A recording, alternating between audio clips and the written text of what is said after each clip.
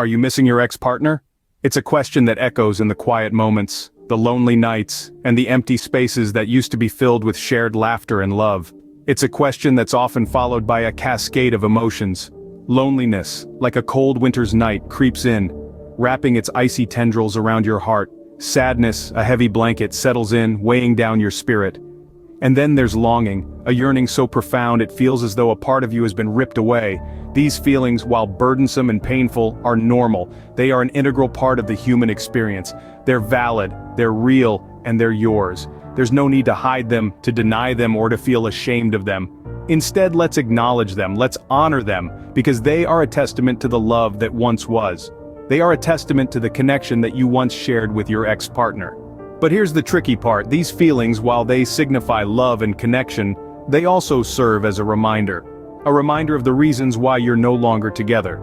Perhaps it was a disagreement that turned into a chasm too wide to bridge, or maybe it was a gradual drifting apart, like two ships lost in a vast sea. Whatever the reason, it was substantial enough to end a relationship that was once cherished. So, as you navigate through this sea of emotions, remember this: it's okay to miss them. It's okay to feel the loss of their presence in your life. It's okay to yearn for the familiar comfort they once provided.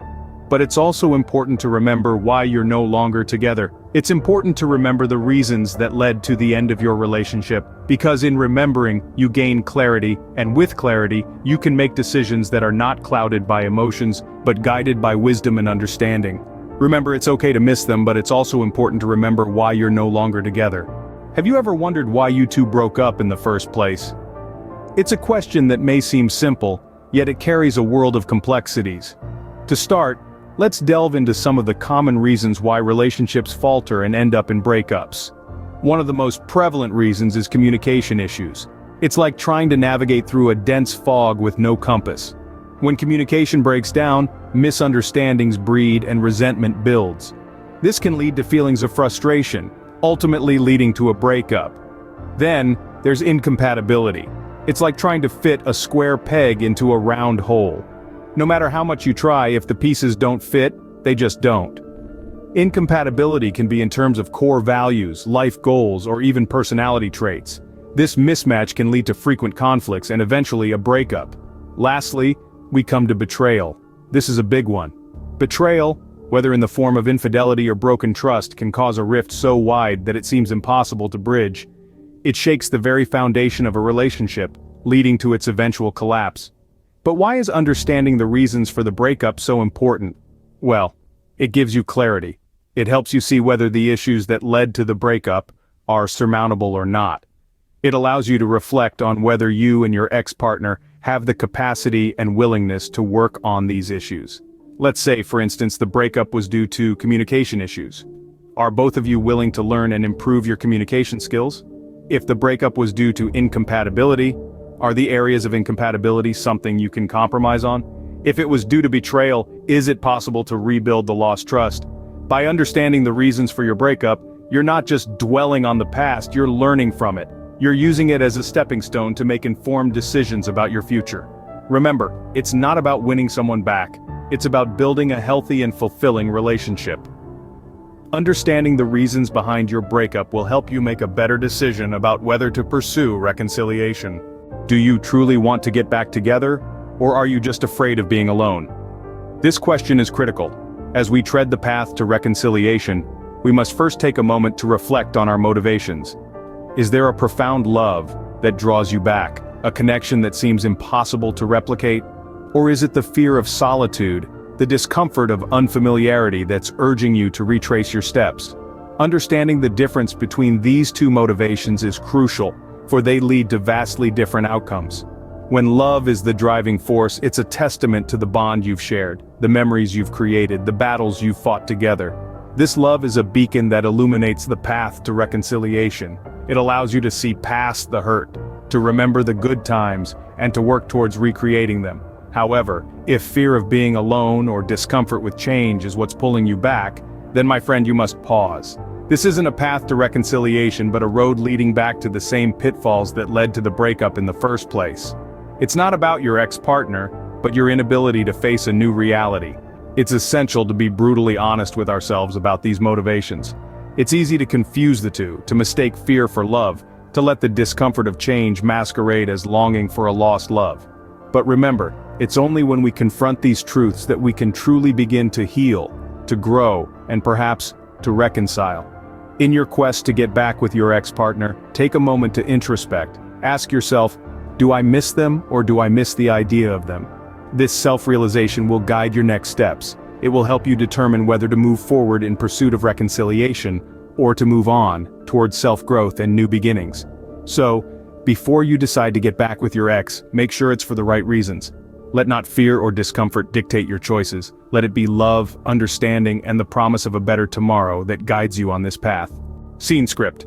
Are you ready to make a plan to get your ex back? Now don't rush in without a strategy. Having a plan is like carrying a map on a journey. It gives you direction, prevents you from getting lost, and saves you from unnecessary pitfalls. So, how do we go about crafting this plan? First things first, give each other some space. Yes, you heard it right. It might feel counterintuitive to distance yourself when all you want to do is reach out.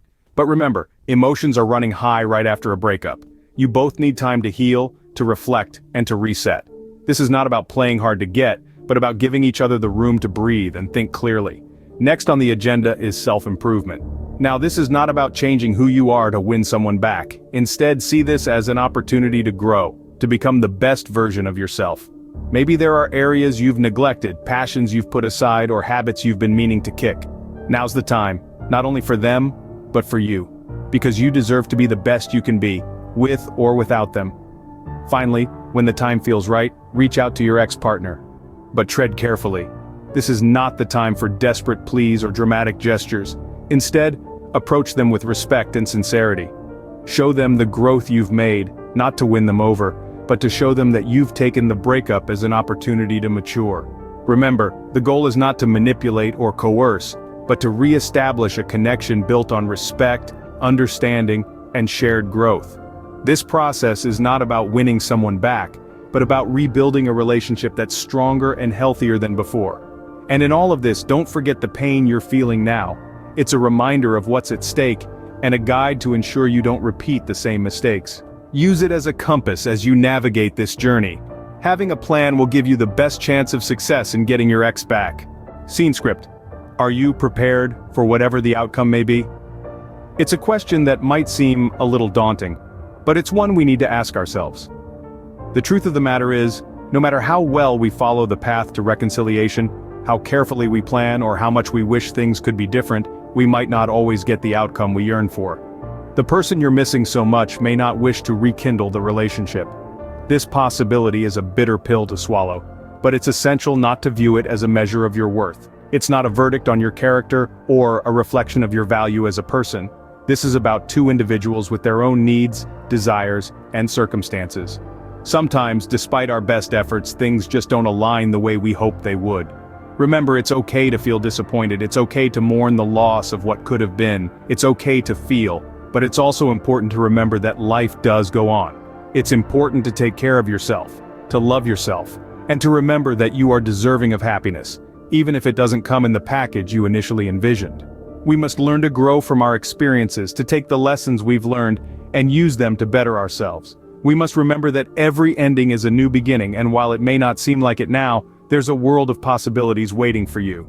Remember, your worth is not defined by someone else's decisions. You are not less because someone chose a different path. You are not less because you loved and lost. You are more. You're stronger, wiser, and more resilient.